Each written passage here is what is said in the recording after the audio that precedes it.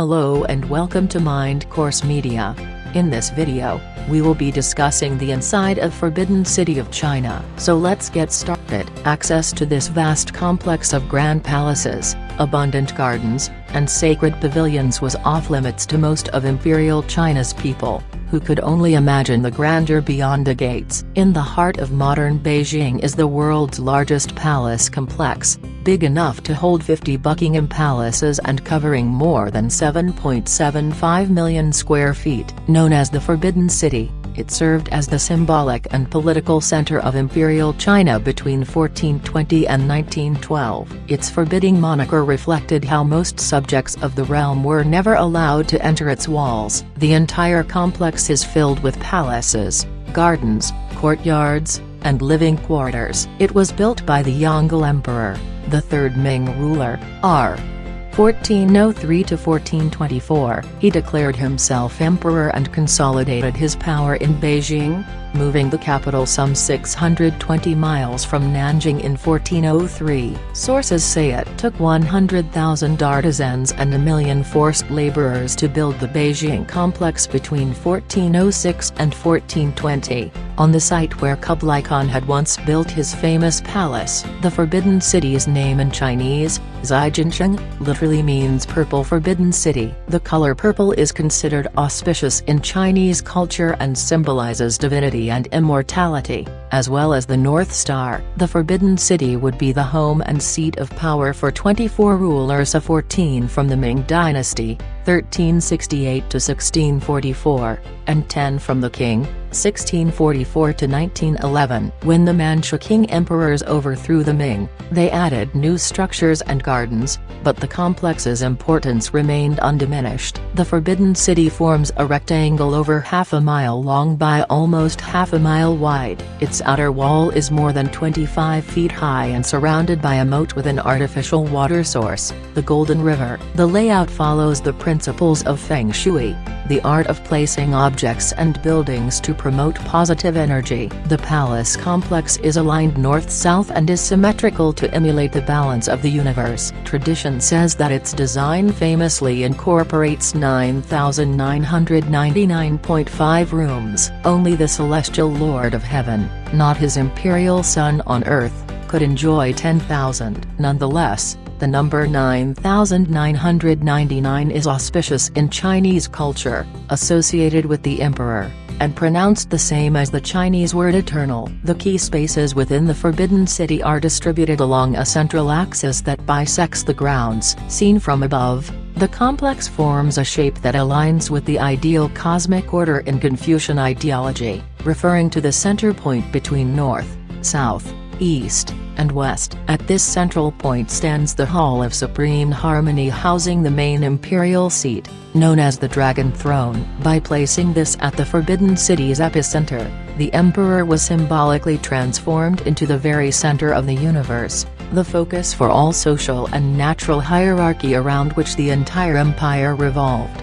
A Chinese tradition held that those who are located in the north, facing the south, have a superior position, just as those inside a building or in an elevated space are superior to those outside or in a lower space. These spatial relationships were reflected explicitly in the architecture of the Forbidden City. The emperor always stood inside a gateway or in an elevated room looking toward the south from above, while his subjects stood below in open courtyards looking north toward the emperor. The emperor's private rooms are located in the inner court, at the north end. Besides himself, only women and eunuchs were permitted access. State rooms, where the emperor granted audiences and did official work with his ministers, are to the south in the outer court. It was here that the Chinese imperial court managed its contact with the outside world, using the Forbidden City's magnificent architecture as a stage to showcase the emperor's power. Within Chinese imperial tradition,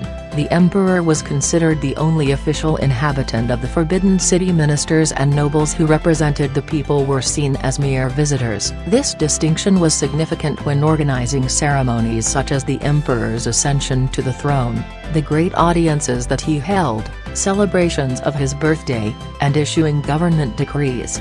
These kinds of ceremonies follow the same ritual organization. The emperor would lead the way to the place where the ceremony was to take place, with his officials and nobles following through doors and crossing bridges in strict order of social hierarchy. At no point was anyone allowed to stand to the north of the emperor. Historical descriptions of the imperial audiences reflect how the social order was emphasized through strict protocols. Attendees would gather at dawn in the exterior courtyard of the Hall of Supreme Harmony. Relatives of the emperor stood on the steps leading up to the hall, placed according to the closeness of their blood ties with the emperor. Military and civil officers formed rows in the outer court, again according to their rank. All faced north toward the emperor who, dressed in imperial finery decorated with the figure of a dragon, was led to the throne by a procession. Once all were in place, at the shouted signal kowtow, the attendees knelt down and paid homage to the emperor by touching their heads to the ground 3 times in 3 sequences of 3 prostrations. The emperor attended the most important ceremonies in person. Even when he was absent,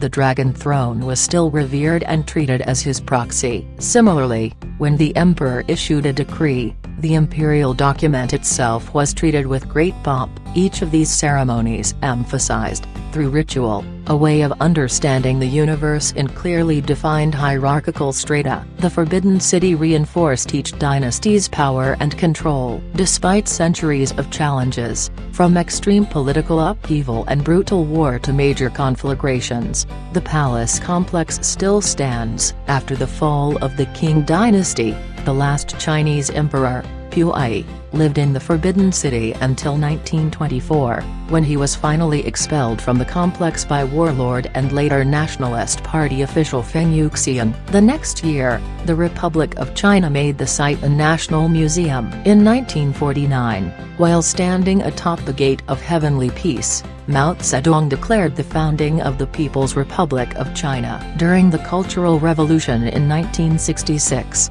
Mao ordered Red Guards posted at this gate. In 1987, the Forbidden City was named part of a joint UNESCO World Heritage Site, the imperial palaces of the Ming and Qing dynasties at Beijing and Shenyang. In spring 1989, the world's attention was riveted by pro-democracy protests in Tiananmen Square, the world's largest public space. In the Forbidden City's long shadow, Wufenglu, 5 Phoenix Tower, is the imposing southern entrance to the Forbidden City. It is also known as the Meridian Gate because it was believed that the Meridian line passed through the palace complex. The emperor issued his imperial decrees in this most auspicious place. The gate is set in the external wall's center and has a lateral wing extending out on either side. Its design follows the tower style used to decorate entrances of palaces, temples, and tombs in the Zhou dynasty, 11th–3rd centuries BC. 5 doors open through the Meridian Gate's tower for access to the complex. The center door was solely the emperor's. The only exceptions were for the empress on her wedding day and for the top 3 national exam scholars. Standing almost 125 feet high, the central structure is almost 200 feet long and has a double roof of glazed tiles. At each end are stands of bells and drums. Whenever the emperor left the Forbidden City to go to the sacrificial altar of heaven, bells would ring. When the most important ceremonies were celebrated in the Hall of Supreme Harmony, drumming would join the bell ringing. According to the principles of Feng Shui, every mountain must have water flowing before it. The area that lies beyond the Meridian Gate adheres to this principle. The courtyard there is divided from west to east by the Golden River, which flows in front of the monumental Gate of Supreme Harmony. The artificial river enters the city from the northwest and flows out into the moat at the southeast. Measuring about 15 feet wide, the Golden River is shallow, but its waters had a practical as well as a symbolic purpose. The river was a reservoir in case of fire, a serious threat for a city made largely of wood. Where the Golden River passes in front of the Gate of Supreme Harmony, it is shaped like a Mongol arch. There are 5 bridges across the river, each symbolizing one of the 5 Confucian virtues expected of the emperor's subjects: benevolence, ren, righteousness, yi, wisdom, zi, trustworthiness, zin, and ritual propriety. Li. The 5 bridges are like 5 arrows that cause these virtues to emanate from the imperial center, out into the world. In addition to their symbolic value, the bridges were used to underscore the culture's strict social hierarchy. The central bridge could only be crossed by the emperor, the 2 flanking it were used by the royal family, and the outermost 2 were for the court officials. In the center of the Forbidden City, raised on a 3-tiered white marble terrace, stand the complex's 3 most important buildings: the Hall of Supreme Harmony, the Hall of Central Harmony, and the Hall of Preserving Harmony. All 3 halls in the outer court are roofed with yellow glazed tiles, yellow being the imperial color. Each hall has a throne from which the emperor presided over ceremonies and celebrations. The most important was the Hall of Supreme Harmony, which housed the Dragon Throne. Auspicious public rituals took place here, including enthronements and royal weddings. The smaller, brighter Hall of Central Harmony, to the north, was used for imperial acts such as receiving obeisance or examining government documents. Farther north is the Hall of Preserving Harmony, a name that alluded to the imperial function of sharing harmony under heaven. It was used under the Ming as the emperor's place to don ceremonial clothes. Under the king, it was the setting for banquets with heads of state, nobles, and ministers. Dragons in many cultures are seen as fire-breathing monsters, but Chinese dragons are powerful, benevolent bringers of life, supreme creatures who control the waters and rains. Throughout Chinese history, the dragon has also been associated with imperial power, going back to the first emperor of unified China, Qin Shi Huangdi, r. 221–210 BC. The relationship between emperors and dragons is made plain inside the Hall of Supreme Harmony, where the dragon throne sits. The Ming dynasty's Jiajing Emperor, r. 1521–1567, is believed to have been the first ruler to use it. Surrounded by dragons, the elevated throne is ornately decorated with gold and precious stones. 5 coiled dragons appear on the back, representing the 5 elements: metal, wood, water, fire, and earth. Behind it is a carved panel depicting 9 dragons. Just above, the image of a coiled dragon adorns the intricately coffered ceiling. When an emperor, clad in ceremonial robes decorated with the dragon emblem, took his place on the throne, he was seen as being at the epicenter not just of China but of the civilized world. This reflects the fact that China is called Zongo, Central State or Middle Kingdom. To the north of the palace complex is an ornamental garden of bamboos, cypresses, and pines, dotted with structures including small pavilions. The Imperial Garden was originally built in the 15th century during the reign of the Yongle Emperor to be enjoyed by the supreme ruler and his royal wife. Designed to be a peaceful space to connect with nature, the garden was later expanded to cover almost 10 acres. It is one of 4 gardens in the palace complex and has 4 pavilions in its corners, representing the 4 seasons. One of them, the Pavilion of 10,000 Springs, is dedicated to spring. Its square base represents the earth, while its rounded roof is heaven adorned by dragons and phoenixes. In the center of this tranquil setting stands the Hall of Imperial Peace, a Taoist temple where the Ming emperors practiced alchemy and divination. The main hall was dedicated to Xuan Wu, also westernized as Zhen Wu, a powerful Taoist warrior god associated with the north and with water. This hall is the only Taoist temple located on the main axis of the Forbidden City. Another notable building in the garden is the Bower of Crimson Snow, named for blossoms of the flowering crabapple trees that once grew there. Their falling blossoms are said to resemble reddish snowflakes. Today, mock oranges, Philadelphus spikensis, whose flowers are white, are planted there. 2 king emperors in particular, Kangxi, r. 1661–1722, and Qianlong, r.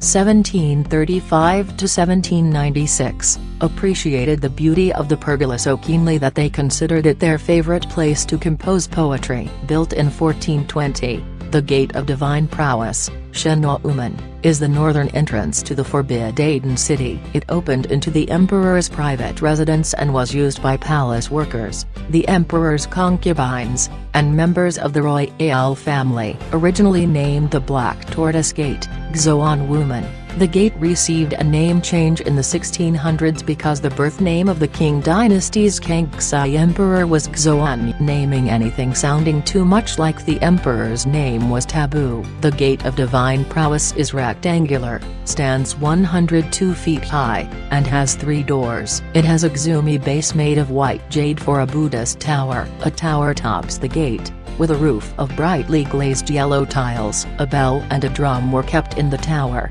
During the Ming and Qing dynasties, the bell would be struck 108 times at dusk. Then, the bell and the drum would sound once every 2 hours from 7 p.m. to 5 a.m. At dawn, the bell would be struck again. But when the emperor was home, only the drum would be beaten. In 1924, the last Qing emperor, Puyi, was finally expelled through this gate. When the complex became a museum in 1925, a palace museum sign was hung above it. Thank you for watching today's video on the inside of Forbidden City of China. We hope you found it informative and engaging. We value your feedback and suggestions to help us improve our content. If you have any ideas for future videos or any comments about this one, please feel free to share them in the comments section below. We appreciate your support and look forward to bringing you more exciting content in the future. Stay tuned for our next video.